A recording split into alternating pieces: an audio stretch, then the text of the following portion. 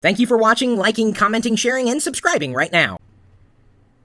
I do like answering questions, especially when they're questions that are broad or don't really have one specific answer, because then it gives everybody a chance to pile on with either a text response or a video response with their own take. And some of these questions are really thought-provoking. And I got a series of 3 of them here from Frank Angelone. It's either Frank Angelone or Angeloni. I'm not exactly sure how to say the last name. Either way, good questions. Number 1, will technology reach a point where a wall is hit and nothing else can be created? Everything will have been done. No. It'll never happen. Guaranteed it will never happen. And anybody who says otherwise doesn't really understand the nature of technology. Faster, more pervasive, and that would be that you just kind of take it for granted. It's just there. I mean, you just know it's around you. I mean, imagine walking into a place and not being able to access the internet. It's a foreign concept at this point in time. Sorry for my voice cracking there, but it's just everywhere. It's a given. I mean, if you would have told me when I was a kid that I would be able to access all this information and I'd be able to access it from the palm of my hand instantaneously, pipe dream. Impossible. So every year we receive something different. Technology evolves. And hopefully it does become more pervasive and certainly more affordable. Everybody will be able to, at some point, enjoy the same experiences. We're not there yet. But I guarantee, with human spirit at the helm, there's always going to be something new. I'll be interested in your take on that. Feel free, again, to leave a video response on these questions, all of them, or just one of them in particular. Number 2, do you feel people really appreciate technology and the efforts that go into creating something innovative? I do, but at the same time, I realize that everybody's a critic, and the internet has given rise to a number of people who think they know what they're talking about. These people who believe they know everything, when in fact they do not, and usually illustrate their own ignorance pretty clearly. It usually happens around spirited issues like religion, politics, even technology in general. A lot of perspectives get thrown into the mix, and people all think that they're right. But it kind of becomes obvious that some of them are not. Still, they have an opportunity to share their thoughts. And I think, as individuals, at least here in America, we are very egocentric.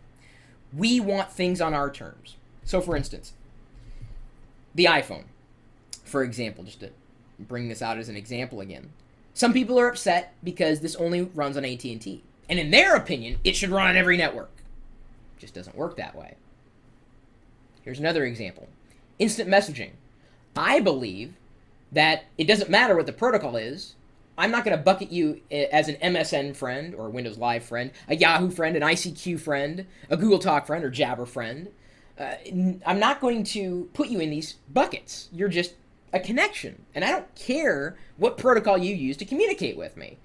It's kind of stupid for us to, expect that everybody's going to use one service or another. We just want to connect with everybody, our connections, our friends. And, that's my perspective on the matter. You may have a completely different perspective. Maybe you think one instant messaging client is the one that rules them all. But we take these technologies for granted now. I mean, to not have an instant messenger on the desktop, it's a foreign concept. Some people don't. But for instant communication, that's now something I take for granted. Much like email. I take it for granted. I assume it's going to be there. Much like I said with the first question. It's just there. And I don't think about the power that it wields over me and certainly over the world. So I appreciate technology, but I also know I take it for granted. Knowing that it's there, knowing that I have opinions on it, knowing that I can be egocentric as a human being, expect things to work the way I want them to work. That's probably a very Amerocentric point of view, and I'm willing to own that. I'm American, so I think not enough praise is given to the people who make these efforts. So if you're going to complain about something, at least offer a suggestion or a solution, a workaround. And I'm very careful about this when a developer releases something new and I take a look at it. It's not that great. I may rip it apart, but I'll tell them exactly why it isn't good or it could be better. Give them a solution. So when you complain about something, at least give them a solution. Give them something that they could look at and go, oh, okay, I get it. Give them an out. That's showing your appreciation. So while I've complained about instant messaging clients not working with one another, I've also offered suggestions and solutions, specifically to the people responsible for promoting those separate brands. Bring them all together.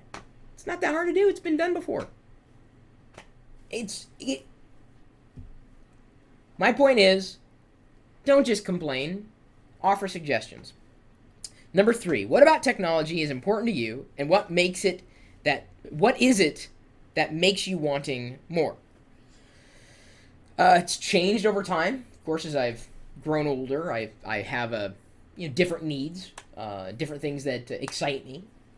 I think the bottom line is discovering what a piece of software can do for me, or the world, or hardware, or a service, something that I couldn't do before.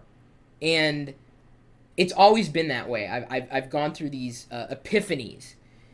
I'll never forget the first day that I used email.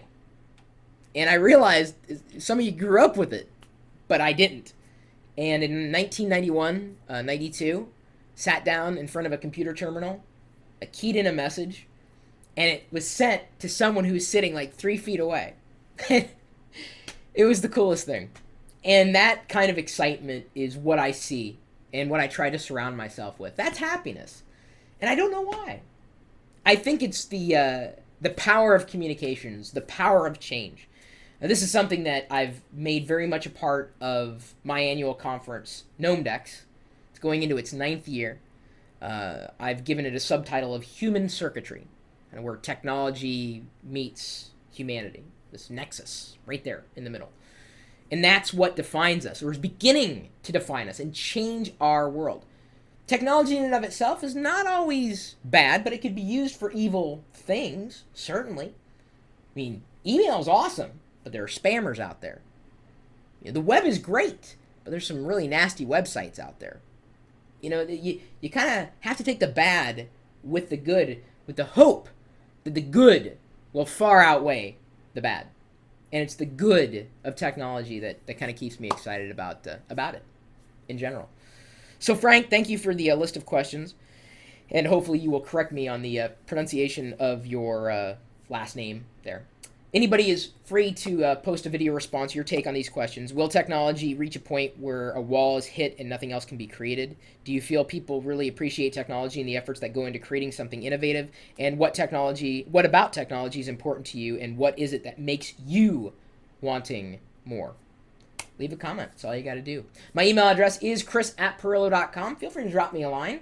If you've got other general questions to ask, good questions that I would answer, I'll give you my opinion. Doesn't always have to be about hardware and software. I mean, these are bigger topics that spur conversations. What do you think? Leave a comment. That's all you got to do. Continue the conversation. He started it, not me. I'm just continuing. That's all I'm doing. There's plenty of conversations happening over at geeks.pirillo.com. Most of them related to technology or anything geeky. And of course, we also have this chat room, which may or may not be moderated, but it's always a part of the live video feed. Whether I'm here or not, I'm holding onto the chair here, and people ask me about this chair all the time. It's the geekiest chair I've ever owned, and I've owned it for quite a while.